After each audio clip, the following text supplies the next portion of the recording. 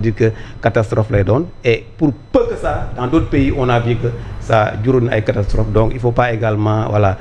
on joue trop sur la corde raide et je pense qu'il est temps aujourd'hui pour les nouvelles autorités de travailler je pense que l'heure est au travail maintenant foofu lañ toll. c'est important merci beaucoup Alassane Omar bu ñu ñëwaatee ci rapport bi d'abord ban jàngat nga ko def Alassane mu ngi koy wax tout à l'heure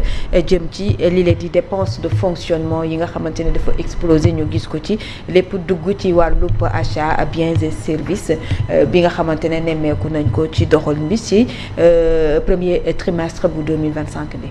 waaw boo xoolee par rapport ak rapport boo xoolee dépense de fonctionnement lu koy gën a expliquer mooy tey ji boo xoolee à la même période de l'année dernière on dit que y avait 181 000 agents léegi nga xool y a plus de 186 000 agents donc ça veut dire que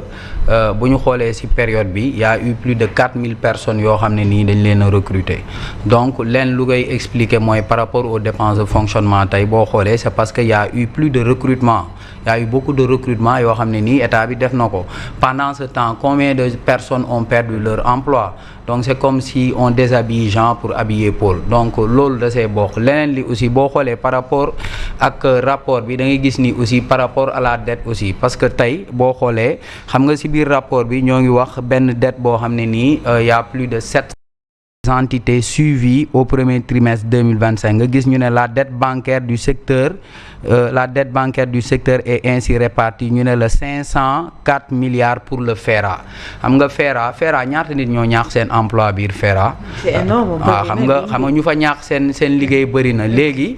par rapport à cette dette là contractée pour la FERA. parce que bon d'après les informations dafa amoon ay dettes yoo xam ne nii FERA amoon na ko ñu def ko ci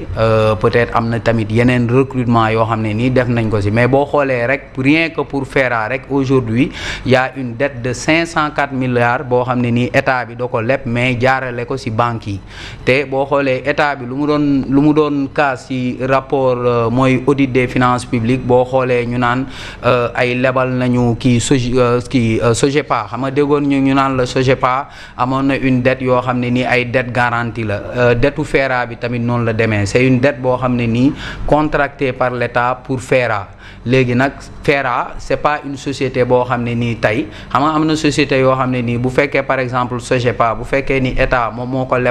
moo leb xaalis wala maanaam garantie pour SOGEPA de leb xaalis SOGEPA mën na fayal boppam parce que SOGEPA benn société la boo xam ne nii mën na louer ay immeuble mën na def de l'exploitation mais FERA boo xoolee ay entretien routier lay def y a pas de retour sur investissement ça veut dire que xaalis bi nga xam ne nii état leb na ko pour FERA xaalis boobu état moom moo koy fayaat léegi nga xool ni ñu ne y a 2 milliards boo xam ne ni pour l'ASER aussi te ASER aussi c'est la même chose parce que ASER boo xoolee liggéey bu muy def parce que boo xoolee c'est la Sénélec moom mooy exploiter affaire de électricité moom moo ci am xaalis ça veut dire que au niveau de l'ASER aussi état bi moom moo koy fay nga xoolaat ñu ne la 24 milliards pour le fonds de l'habitat social ak léegi boo demee tamit ci beneen partie dette bi ñu ne la dette d'exploitation s'élève à 226 milliards léegi dette d'exploitation mooy dette bi nga xam ne ni état amel na ko fournisseurs yi ñu ne la c'est 150 milliards les dettes fiscales bon xaalis la boo xam ne nii état da ko war a fay yenn entreprises yi ak dette sociale aussi léegi nga xool ni donc rien que ci partie boobu rek y a plus de 726 en tout cas plus de 700 milliards yoo xam ne nii ay dettes yoo xam ne nii lu ci ëpp ay dettu garantie la leneen li ay dettes la yoo xam ne nii état da ko amel yenn fournisseurs yi léegi nag on espère que l'état va payer ces fournisseurs là parce que bu ko deful ce sera pas bien pour l'économie léegi nga xoolaat beneen kii beneen partie ci dette bi y a aussi mooy les charges financières de la dette boo xoolee les charges financières de la dette xam nga dette bi boo xoolee xam nga dafa am dette principale boo xam ne nii dañ koy fay bokkul ak charge financière de la dette moom mooy intérêt parce que dette bu nekk dafa am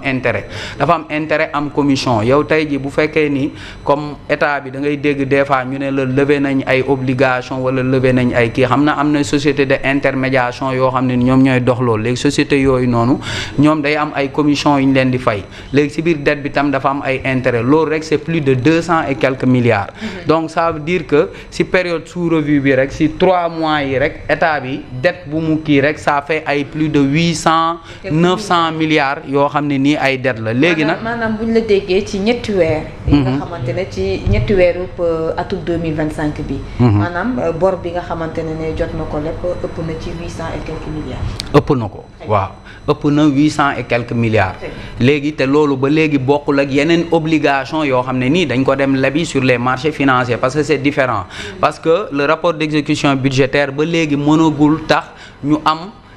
comment dirais-je une lecture exacte de la dette parce que tey c'est vrai que Alsane ils ont publié le rapport d'exécution budgétaire mais il faut qu'on ait aussi le bulletin statistique de la dette. loolu tamit dañ ko war a publier tous les 3 mois léegi jusqu'à présent kenn xamagul lan mooy bulletin statistique de la dette léegi nag tamit comme ni nga koy waxee aussi boo xoolee tamit les investissements sont trop faibles nga xool ñu ne les investissements de l'État ñu ne la État par rapport ak investissement bu mu def ren 2 milliards la alors que daaw ci période bi c'était 20 milliards léegi nag peut-être yeneen investissement yi mooy investissement yoo xam ne ce sont les dépenses en capital parce que on dit que en fait à chaque fois boo liiree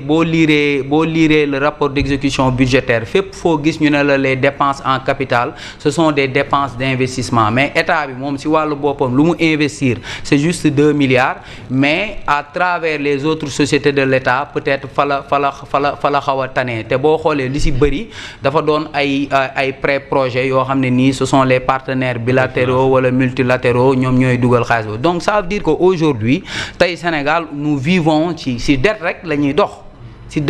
dox léegi c'est bien bon de publier le rapport d'exécution budgétaire parce que tey am nañu une lecture partielle si par rapport ak état bi nu muy fonctionner mais aujourd'hui aussi on attend aussi la publication du bulletin statistique de la dette pour gën a am lu leer léegi dépense de fonctionnement yi tamit gis nga ni boo xoolee dépense de fonctionnement yi boo xoolee ñu ne la ministère de l'éducation ak formation professionnelle boo xoolee ñoom ñoo ci ëpp après la défense les institutions quand on parle des institutions les institutions ce sont la présidence de la République c'est l'Assemblée nationale c'est la primature ñooñu boo xoolee ay 7 milliards la ministère de la justice ay 9 milliards daaw c'était ay 8 milliards donc boo xoolee sax même ministère de la justice lu ñuy naan xaalis bu muy liggéey ci par rapport ak la reddition des comptes boo xoolee xaalis bi yëpp ministère de la justice lekkaat na ko donc aujourd'hui on a un sérieux problème au Sénégal l'argent qu'on emprunte c'est de l'argent boo xam ne on l'emprunte d'abord leen li pour charge financière de la dette parce que maanaam xaalis la boo xam ne dañuy suul bukki daal loo xam ne dañuy leb xaalis pour fayee ko ay bor donc y a beaucoup de problèmes par rapport à ça donc bon aujourd'hui c'est vrai que ci côté transparence c'est bien mais ça montre qu'aujourd'hui au Sénégal quand même on est dans une situation quand même très difficile très difficile ndax rapport yi wane na ko jëm ci li nga xamante ne moom moo di wàllub koom gi koppar yi nga xamante ne jot nañ koo leb également mais également nañu jëfandikoo xaalis bi muy dépense ni mu bare donte gisuñu également li la di ab investissement jëm peut-être ci ay bànqaas